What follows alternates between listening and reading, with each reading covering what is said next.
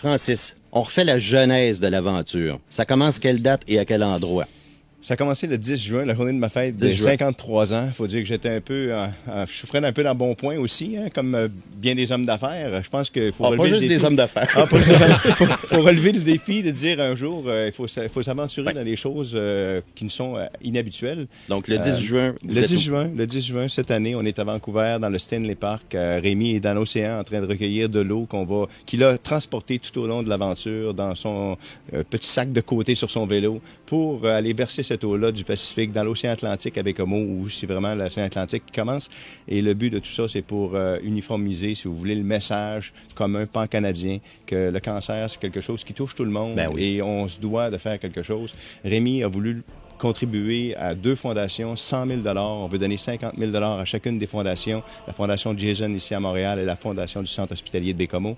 Et on est rendu à 75 000 $ sur notre projet.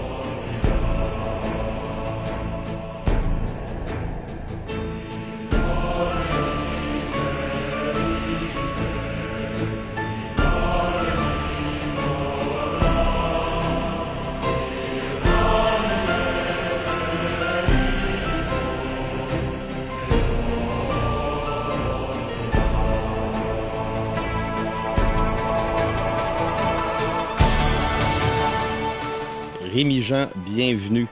Merci beaucoup de votre invitation. Comment se passe la randonnée malgré la maladie qui vous afflige? Elle se passe très, très bien. Même, je dirais, peut-être un petit peu mieux que je l'avais envisagé.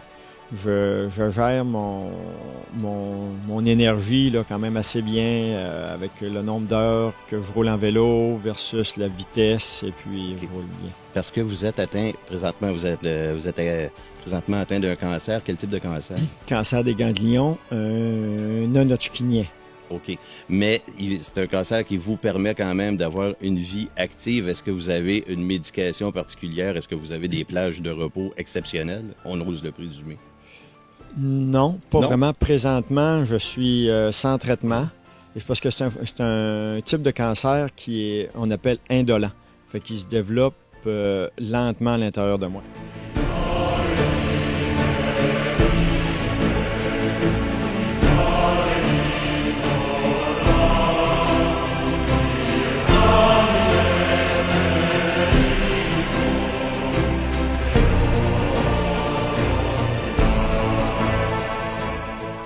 Lui, bonjour Gérald, lui, c'est l'athlète du groupe. C'est vraiment celui qui était le plus athlétique, ça, pas de doute. Comment ça se passe, cette randonnée-là, en équipe comme ça? C'est pas...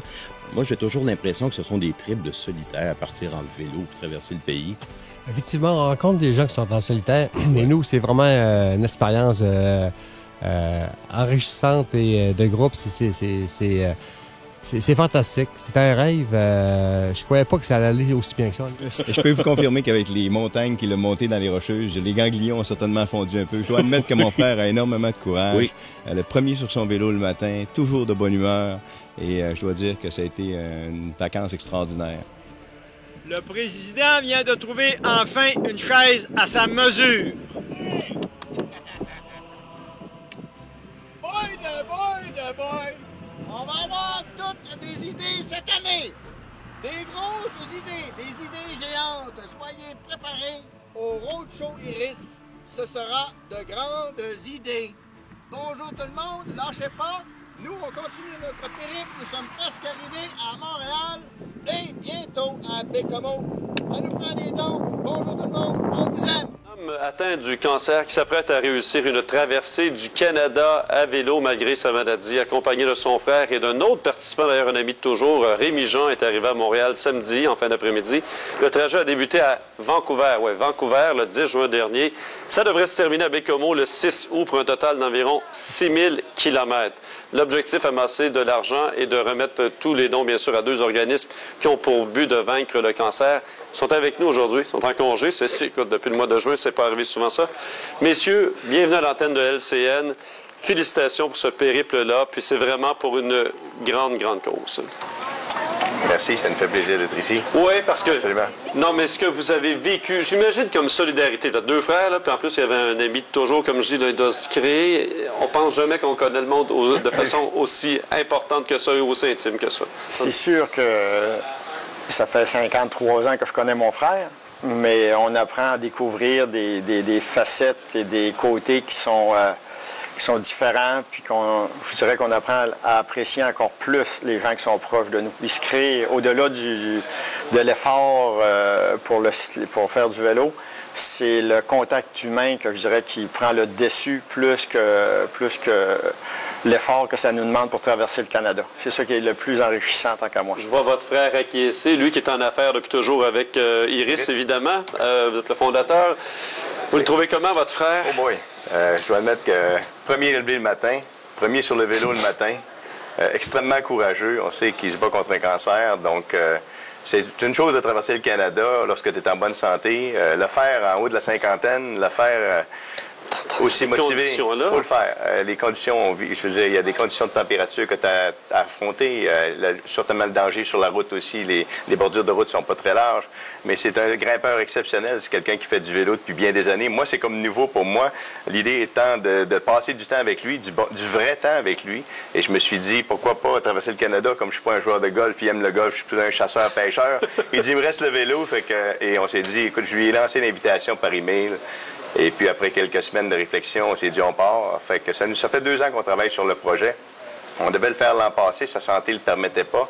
Et cette année, sa santé, ça s'est bien déroulé. Des hauts et des bas d'énergie, des journées, il fallait faire un petit peu plus attention. Ouais. C'est un petit peu moins vite que nous sur le plat, mais très bon en montée. Donc, Comment vous vous sentez à l'issue de ça? Ah, je me sens très, très bien. C'est sûr, comme mon frère vient de dire, il y a des journées qui sont un petit peu plus difficiles. Mais je vous dirais que la grosse majorité des journées, ça va très bien. Puis les journées un petit peu plus difficiles, je trouve des petits moyens dans le sens que je pars un petit peu avant eux ou ma pause du midi est un petit peu moins longue.